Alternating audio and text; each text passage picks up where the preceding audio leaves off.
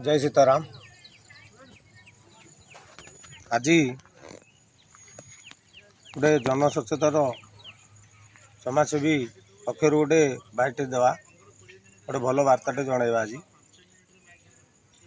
देखु बंधुगण, ओडिशार मोर समस्त भाई भौणी मैंने आउ समस्त मौसा मौसी मान मु विनीत अनुरोध करुच्ची जे एबे वर्षा सीजन आसला आमर जो डायरिया आउ डेंगू ये दुईटा मनुष्य को बहुत माने आक्रांत कला।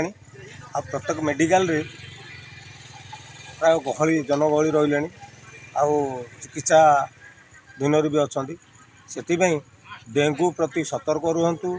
एबे सरकार भी माने समस्त को जनवा को माने अनुरोध कले आउ से डेंगू आउ डायरिया ये दुईटा जिनिस को सतर्क रे। आउ गोटे विषय मु पकईली बाइडी 4-5 माने गला मासरे जे गला सप्ताह पकईली, गला मास तो न गला सप्ताह पकईली दरदाम वृद्धि घटना। दरदाम देखो आजिका डेट्रे आलू किलो 60 टଙ୍କା है।